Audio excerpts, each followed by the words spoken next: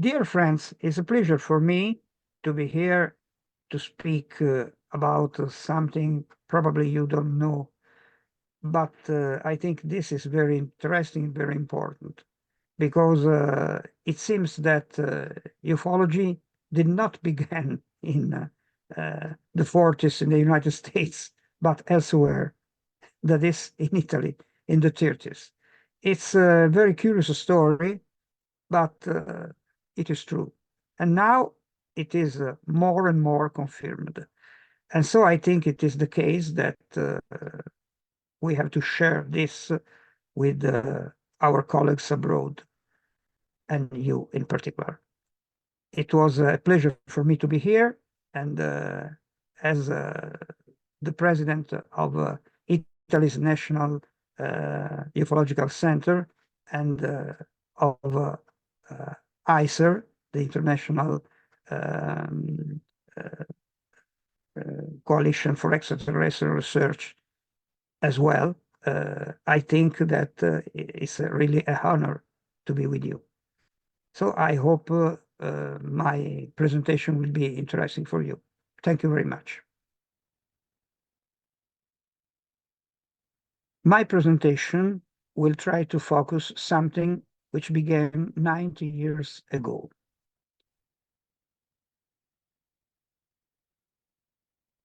Two years ago, the Daily Mail online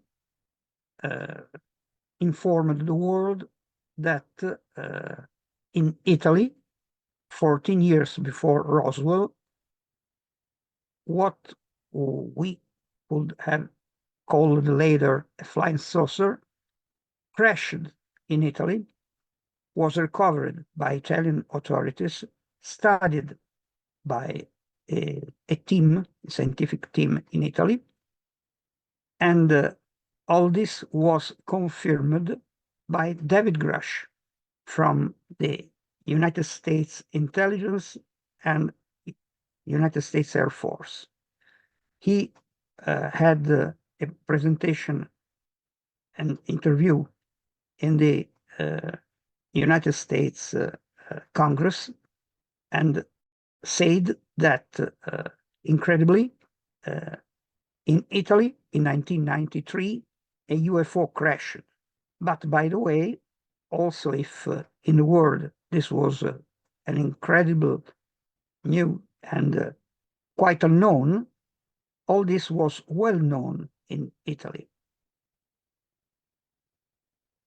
Grush said that this was not the only case, because the United States, he said, had different UFO crashed in other parts of the United States and of the world. And along with these objects, also biologics as a shape of their pilots were recovered. The problem is that 25 years before in Italy, all this had been published in a book by me and Alfredo Lissoni, Luci nel cielo, Lights in the Sky. And this began when, in 1996, I received a letter. I received an envelope in which different documents were contained. First of all, there was an envelope which had on it riservatissimo a mano di Sua Eccellenza Galeazzo Ciano, that is most reserved, top secret if you prefer, in the hands of His Excellency Galeazzo Ciano. Galeazzo Ciano was the Minister of Foreign Affairs of Italy at that time. And in Italy, as you know, fascism was in power. This envelope originally had contained the documents I received. And you see that on the reverse of the envelope, we may read Senate of the Kingdom of Italy. And the documents were different documents, but the most important one is a complete report, and the date is the 22nd of August of 1936.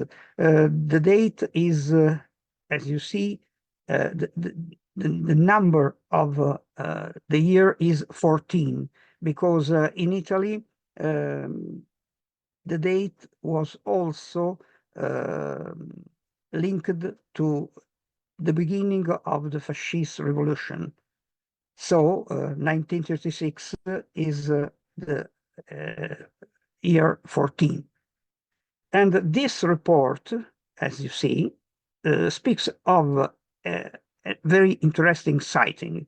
The sighting of a torpedo-like object, which was seen in the sky of Venice and Mestre.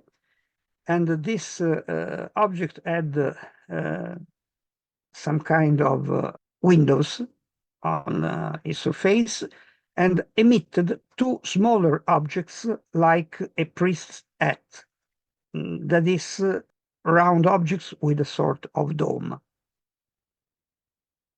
This is the complete report, handwritten, of course, with ink. This is the object mentioned in this 1936 case. And this is another part of the report, which says that also some photographs of this event existed, because at least two airplanes of the Italian Air Force had tried to follow this object in vain. And in any case, they succeeded in snapping some photographs. These photographs would have been given only to Mussolini and the people around him.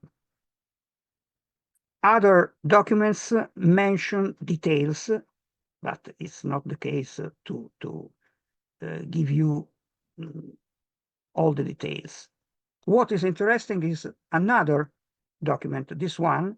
This is the text of a telegram, which mentioned that the most complete secrecy must be applied to this unidentified airship mentioned in the enclosed report. And this telegram is exactly what the Italian government wanted to do with this case. That is, nobody had to know nothing about this. You see also some other drawings and notes, as you see.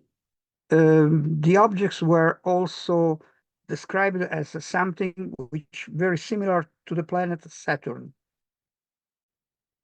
Well, in spite of this interesting material sent us by an unknown source, who sent us all this, said that he preferred not to reveal his name.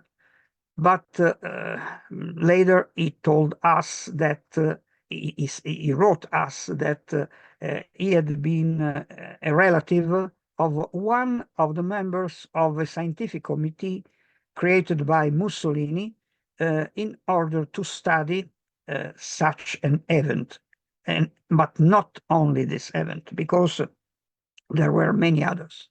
Apart from this, our ufological center, Centro Ufologico Nazionale, was aware that that year there were some other sightings which had nothing to do with this material. For instance, Captain Mario Rossi observed an unknown flying object in the sky of Orbetello near aeronautical base for hydro planes like this one, and observed one of these objects in flight. But in the year before, something else could be considered. For instance, this is the cover of a weekly magazine of the time, and it is about the sighting of an unknown object, maybe an astronomical phenomena, who knows? But in any case, all this happened in the Red Sea near Ethiopia, immediately before the starting of the war between fascist Italy and the Empire of Ethiopia. Of course, what was important was to try to find some witnesses of the sightings described in this material. And we had the opportunity to find the relative of one of our members, Dr. Cristina Vannucci. You see her here. Now she lives in the United States, who was a direct witness of the objects over Venice and Mestre.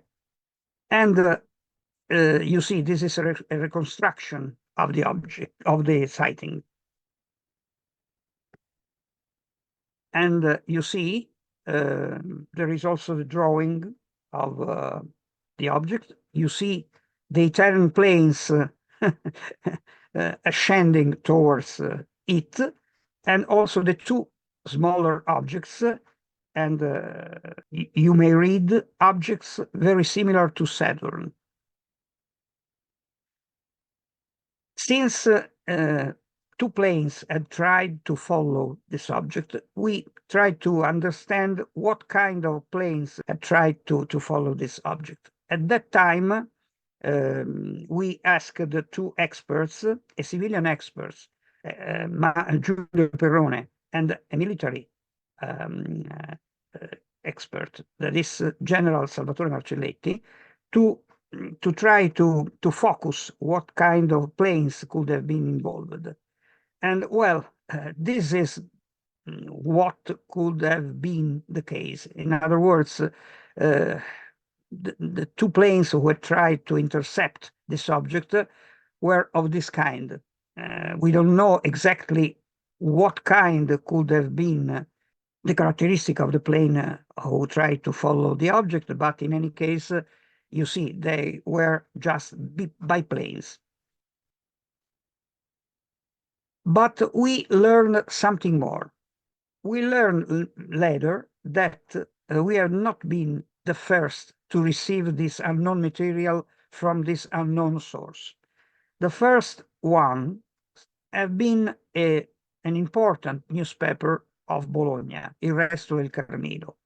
They had received about 30 pages containing a list of mysterious sightings of unidentified objects in the sky of Italy.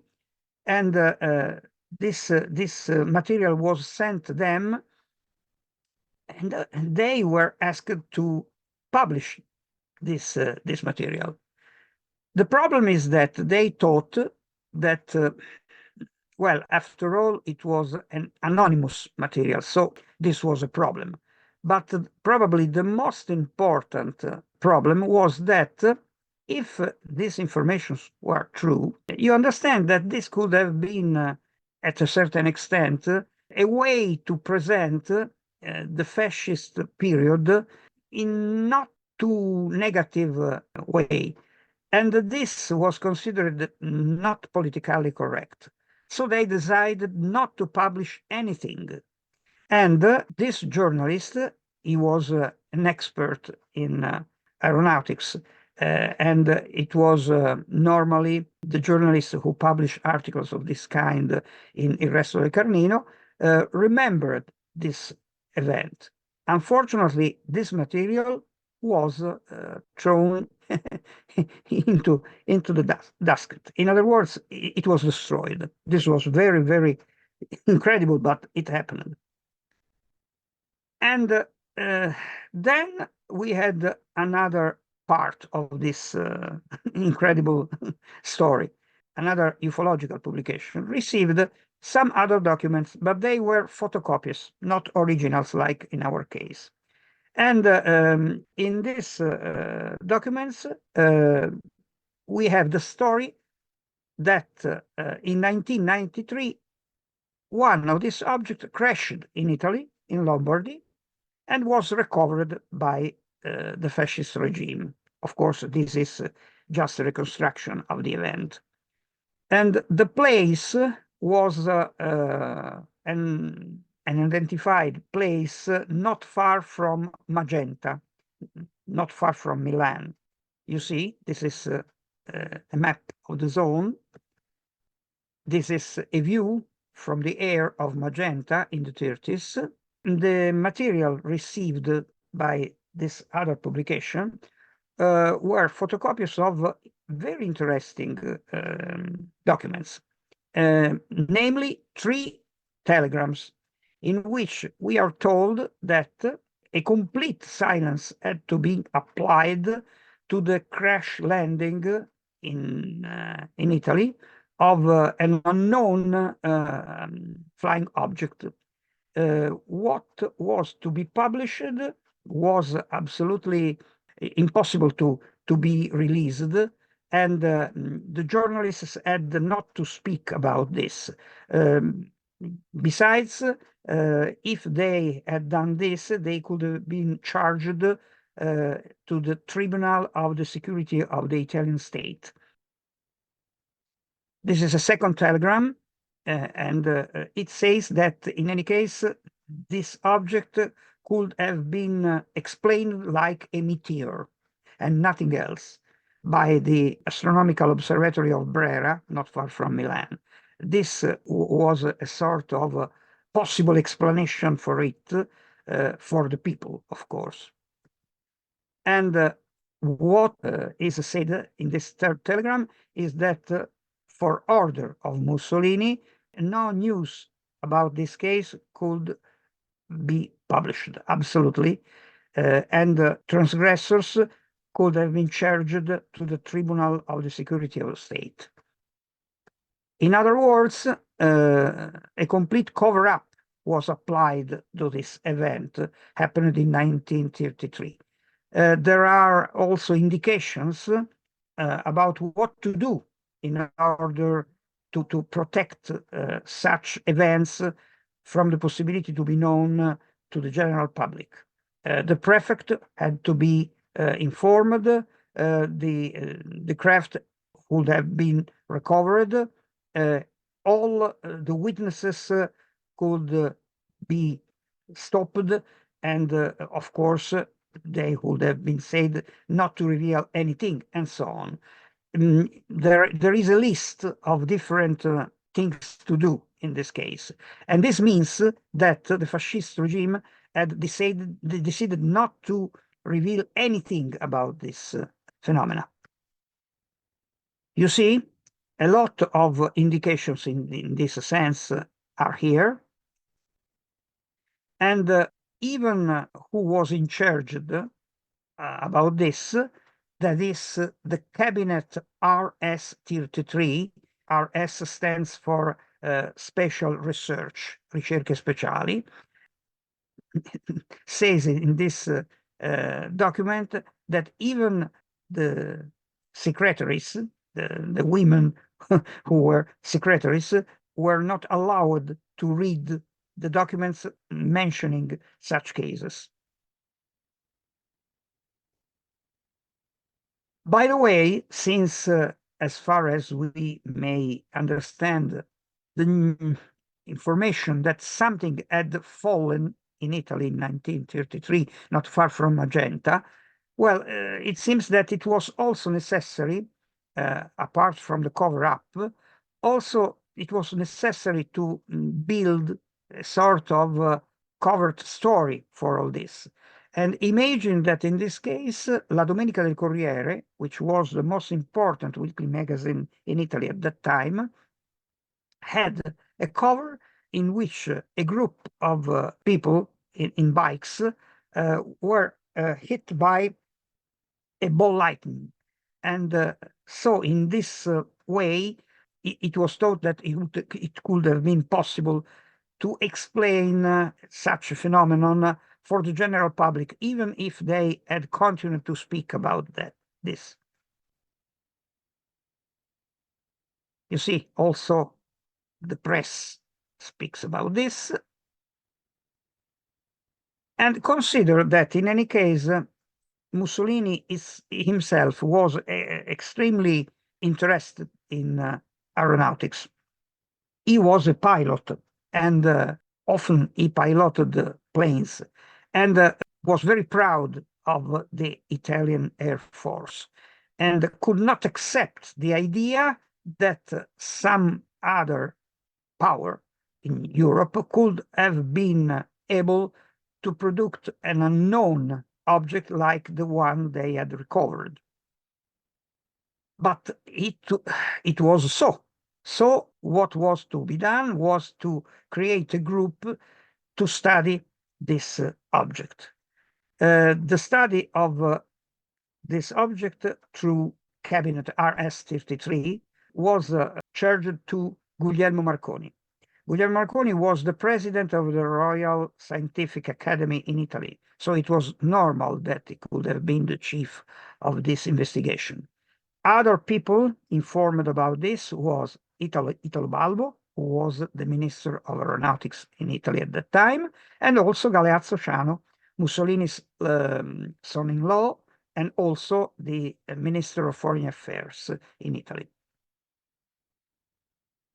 Of course, Marconi was a very important person at that time. He was also a Nobel Prize winner, but he was the president of the Royal Academy of Italy.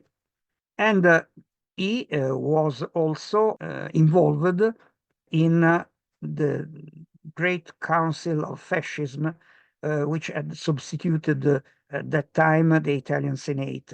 And you may see him in his black uniform because it was normal that to be able to participate to the meetings of this body, of course, you had to be dressed in this way. The members of this scientific group were, well, we discovered the names of these guys. The main figure was Gino Cecchini, a very important astronomer, but there were many engineers, for instance, with their names. And mainly, I think it's the case to remember Gaetano Arturo Crocco was also after War II, was one of the pioneers of astronautics in Italy. Consider that Marconi had also other very interesting interests, in the sense that he had received mysterious signals from an unknown source. And frankly, he had suspected that these signals could came from outer space. And international press spoke about this. But not only. Marconi had succeeded in obtaining other inventions. For instance, the so-called death ray. This invention was a sort of paralyzing ray, as the international press outlined. And this was able to interfere with the functions of motors. And this means that this invention could stop cars, but also tanks and even airplanes in flight, because the effect was that it stopped the motors. Such an invention was very interesting for Mussolini. Mussolini organized with Marconi a test to verify all this.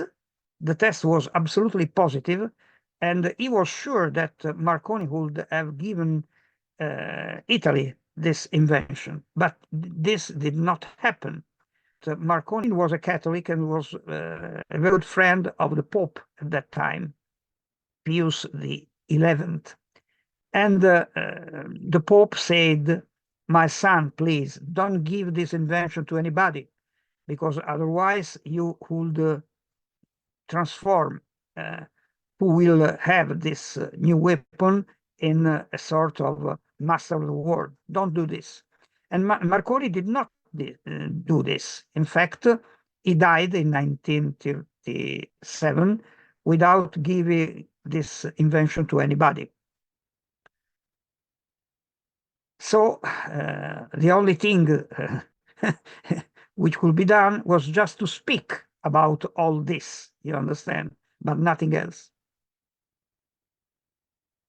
A very curious thing occurred in 1941 when Mussolini spoke in a public situation, and he mentioned something very curious.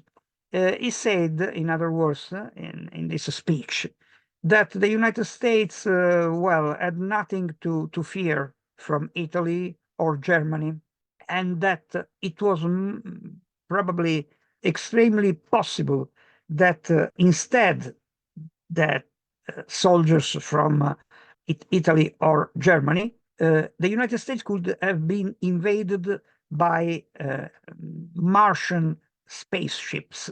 In other words, of course, this had to do with the 1938 episode created by Orson Welles.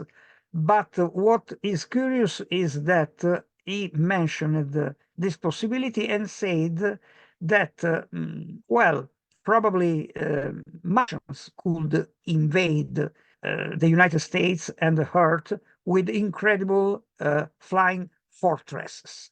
He used exactly this term. It's very curious. But now let's try to make some comparisons.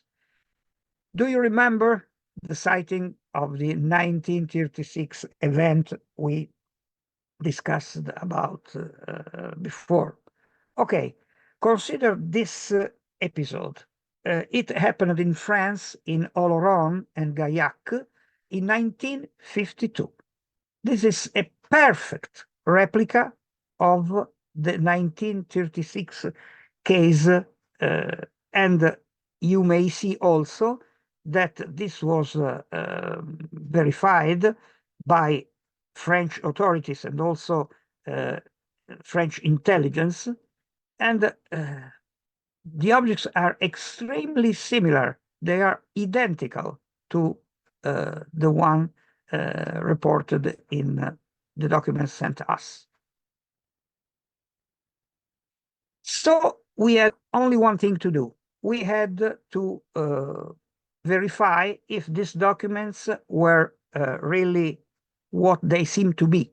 In other words, forensic analysis were requested to the Tribunal of Como, and Dr. Antonio Garavaglia made this forensic analysis based on examinations. You see Garavaglia here in the center. And his conclusions were that as far as the ink was concerned and as far as the paper was concerned, absolutely the reports were authentic. In other words, they had been really written in 1936, and the date was absolutely true.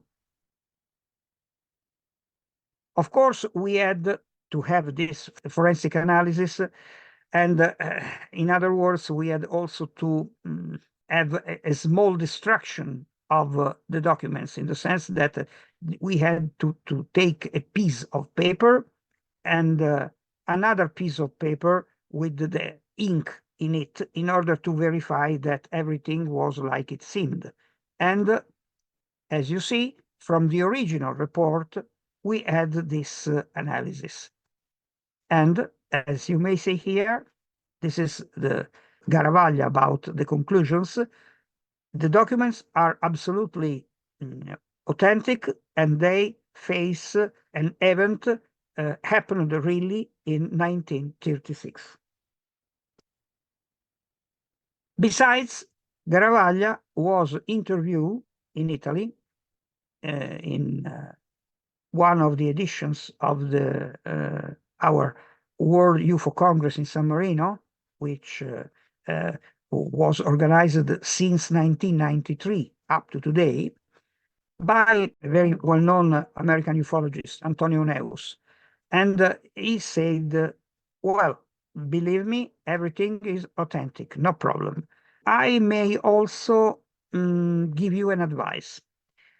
I am not an ufologist, but I understand that since this means that ufology was not born in the United States in the 40s, but in Italy in the 30s, well, this means that, of course, these objects could not be built by any power on Earth. In other words, this is an indirect proof that they do not originate on Earth. This means that negationists and skeptics will do what they can do in order to contrast this conclusion. They will ask you other analysis in order to verify if what we did was correct or not. And when everything will be shown correct, they will ask more analysis, and then more and more analysis. But the what they really want is just simply to destroy the documents you have in order to let you with a group of papers and nothing else.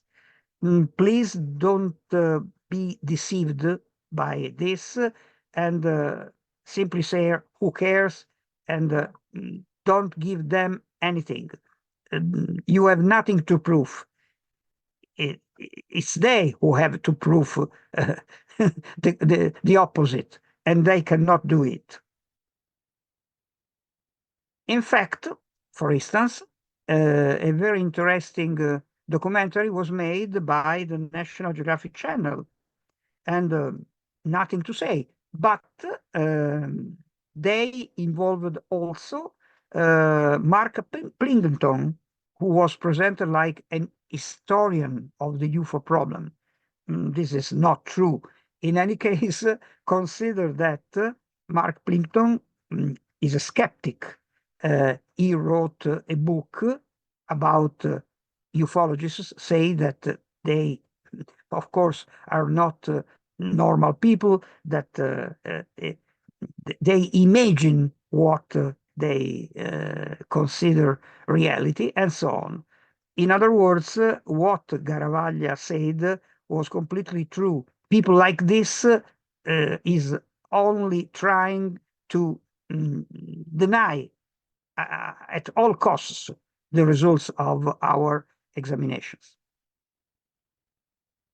But we have also to tell you that there is a very curious thing to be faced. The fact that after the outbreak of Second World War, we had Italian and German technicians who had tried to develop saucer-shaped objects for war purposes, of course. This one, for instance, was conceived by two engineers, a German engineer, Mitte, and an Italian engineer, Belluzzo. And this is exactly the flying saucer they tried to develop. It was a German-Italian flying saucer. This is Belluzzo and his attempt to turn this object into a flying weapon. But it was not the only one. We discovered also another engineer who had conceived a similar object, quite different, as you see. And the original documents were obtained by us through his daughter. Of course, these objects were not built, but they were conceived. This means that this was the effect of studies which were done probably in consequence of the sightings happened in Italy during the years before World War II. You see, this is the same object we were discussing before. But what is extremely important is that apart from the material we had received from this unknown source, we succeeded in finding in Milan, in the archives, in the National Archives, more than 100 telegrams signed by the prefects of the Kingdom of Italy, all addressed to the chief of the government, that is Mussolini. And the subject of these telegrams were the same, the unidentified flying vehicles. And you understand that this proves indirectly the great interest of the fascist regime for this subject, of course. And some of these telegrams also have some curious indications. For instance, you see GAB, which may stands for cabinet, gabinetto, RS-33. You see here, here, here, and so on. Well, I don't know if certain photographs which you may find in the web are authentic or not. And these photographs could have to do with German new flying devices developed between 1943 and 1945, like this, for instance, or this one, for instance. But what is interesting is that at a certain moment, we had from the United States a person who told us that his father had told him a very strange story. This man, it was necessary to involve him in our Congress in San Marino, and he said that his father, Lieutenant Colonel William Brophy, an United States Air Force pilot, had been involved in a secret group devoted to UFO reports. And what is interesting is that his son told us that he had told him that the United States succeeded in obtaining different crashed UFOs and to study them. The superiors of his father were, you see, here. And of course, there is a correspondence between these statements and the possible scheme that William Brophy Jr. told us. A very interesting thing is that you may find something which could be linked to this story in a French book, Preuve Scientifique OVNI, and also in another book by Leonard Stringfield, a pioneer about UFO crashes in Italy. We are told in this book that a French doctor, Leon Wyss, was asked by United States Air Force to perform an experiment on the histonic weight of particular cells, the histons. And well, he did this with what he was given, of course. And well, he saw that the material he examined did not seem to have nothing to do with human cells. They were very similar, but were different. So he said that probably there was something wrong, but the United States officers who had involved him in this story said, no, no, no, you are right, but we will show you from where these samples had been taken. And they showed him the corpses of two human beings, very high, with blonde hairs, which they had in a bath of formalin. And frankly, they were very similar one to the other. But the problem is that what he was shown, of course, could have been considered of a German type human. And so the problem is, if by chance Mussolini was shown something like that, as far as the dead pilots of the 1933 UFO was concerned, what could he have thought? Probably that the pilots of this object were German. In fact, as our unknown source wrote us, his conclusion was that this object was a German weapon, and so this unfortunately had some part in his decision to ally with Nazi Germany.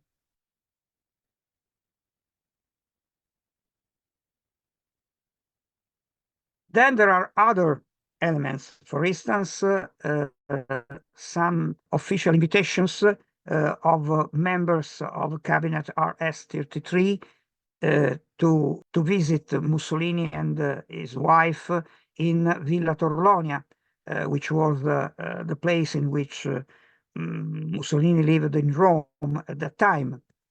And also there is a document about the oath to be made by the members of the cabinet in order to keep secrecy about all this. And also this document, which could be linked to the sum of about 1 million lire as a black project to continue the studies on of the cabinet RS-33.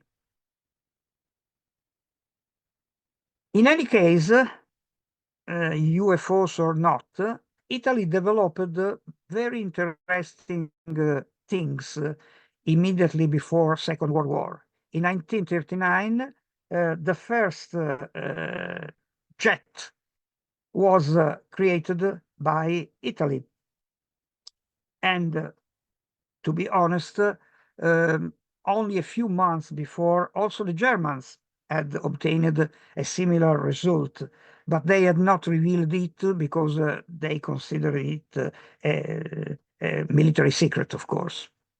Campini Caproni, the Italian result, on the contrary, was proclaimed and had a test flight without problems, and was considered the first one because in the other case everything was kept secret.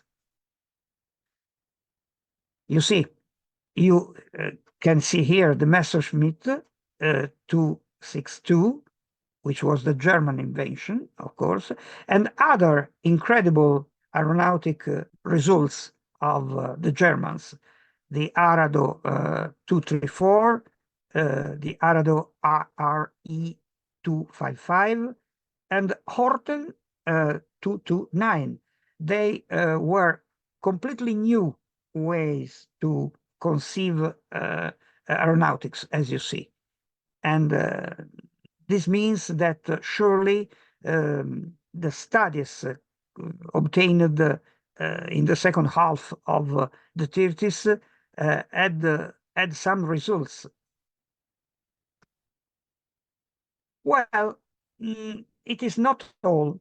When the Daily Mail Online confirmed everything, as I told you in the beginning of our presentation, well, the Daily Mail Online also find a very interesting witness.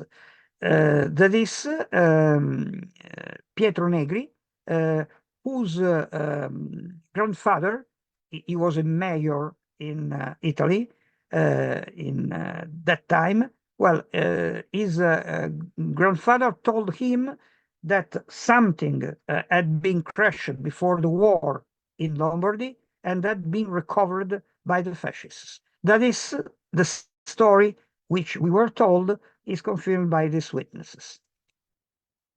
Not only, we have another, after 90 years, another confirmation, indirect confirmation.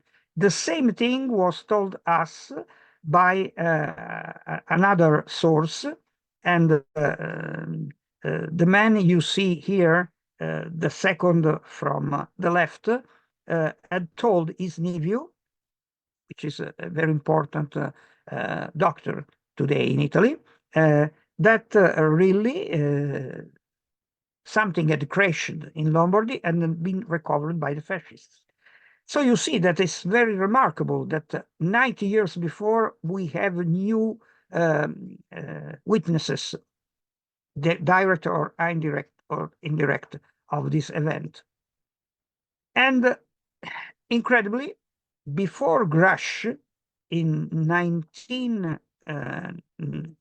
in 2021, also Luis Elizondo, who had began all this disclosure atmosphere of today, had said in an open interview that, well, as far as he had been told, the fascists had studied an unknown object in the 30s, and that this object was well known in the USA. In other words, he said before Grush what Grush said 2 years later. You see, Elizondo made this statement with some Moscovits who interviewed him in a public interview. And as far I am concerned, a very interesting thing is to be outlined. In 1971 and 72, I had to face my military duty in Italy. And so after my swear, of course, and so on, I became an officer in the Italian army, and was involved in a very important NATO unit in northern Italy with atomic weapons. And what is interesting that before I left my uniform to be back to civilian life, I was asked by my commander to prepare a lecture about UFOs in order to inform the superior officers of our unit. I accepted to do this. I did this. It was a success, no problem. But before having this lecture, two American colleagues, a captain and a lieutenant, came to visit me and asked me, "Oh, you are going to have a lecture for your colleagues about UFOs. What are you going to say?" I told them what I would have said, and also, of course, the extraterrestrial hypothesis, as obviously it was to be done. And they laughed and said, "Okay, but by the way, do you know that we in the States have the crashed crafts and the bodies of the pilots?" Well, this was incredible because this happened in 1972. And consider that we had the first information about Roswell and so on in the book by Berlitz and Moore only in 1979. So you understand that I had this kind of confidential revelation. But of course, this probably was normal because it was done between comrades in arms. In other words, people with a uniform, and nobody could have thought that this could have been told later, like we did later. This is the text of my lecture, which was published later by Rivista Militare, the official magazine of the Italian army. Later, I was also involved in sort of support to a colonel of the Italian army who was charged to follow also the UFO problem in the region in which I lived. I accepted this cooperation. He asked me for this cooperation, and I could verify that in Italy a lot of important cases reported. This activity had a positive effect because in 1978 I received from the Department of Defense of Italy a group of reports of official military investigations about UFOs. They were 5 different events, officially sent me by the General Secretary of the Italian Department of Defense. This was a first cooperation we had with the Italian authorities. And then in 1979, after an incredible UFO wave in Italy in 1978, with more than 2,000 sightings, the Italian Air Force was charged by the former Premier Giulio Andreotti to follow the UFO problem. And since then, they still do it.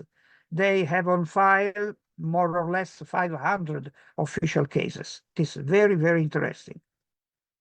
You see, they follow normally the events in documents like this. And of course, they have very interesting cases, like this one, for instance. This was photographed by a jet interceptor of the Italian Air Force in 1979 over Treviso in northern Italy. And since then, of course, we began to cooperate abroad with Professor Joseph Allen Hynek. And not only, since then also were the first European team to investigate the Roswell case in 1991.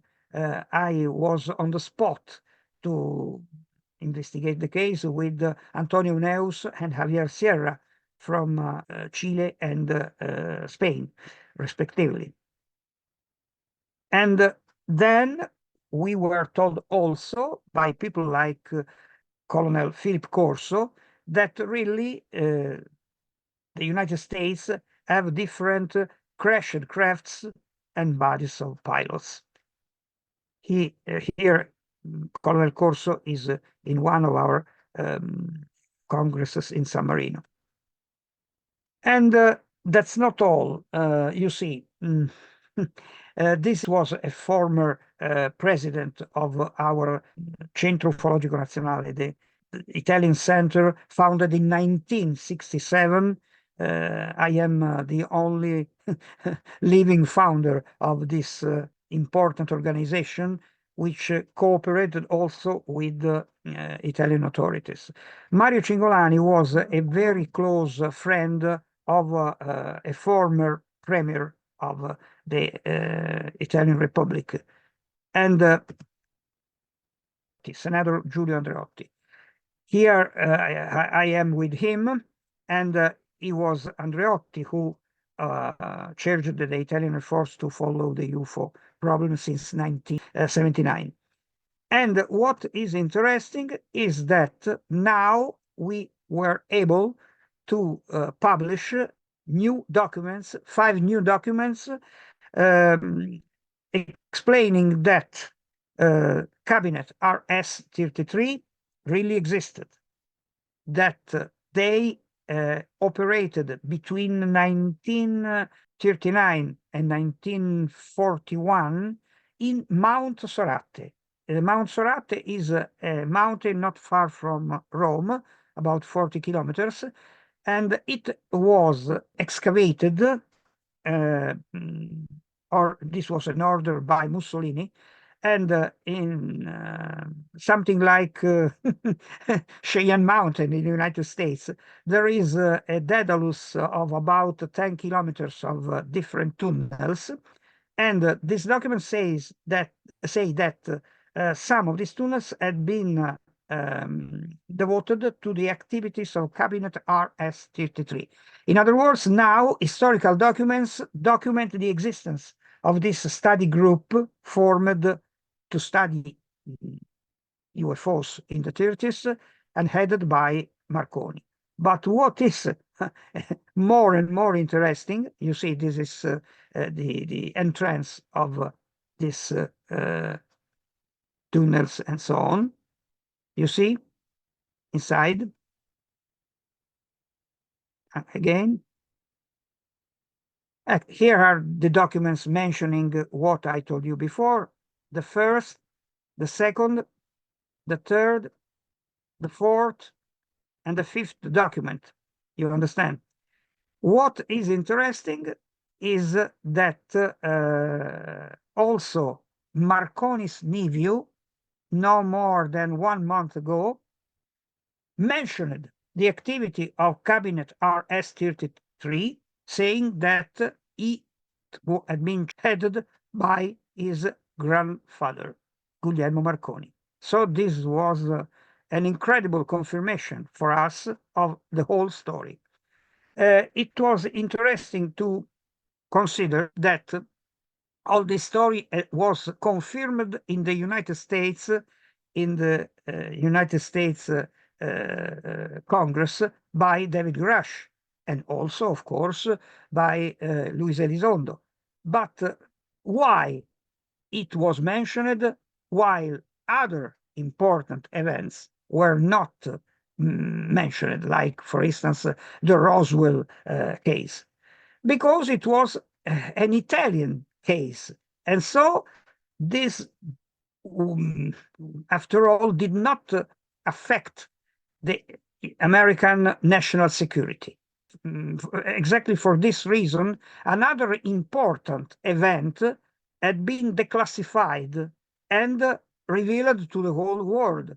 And it is a secret, a top secret event occurred in Italy in 1963.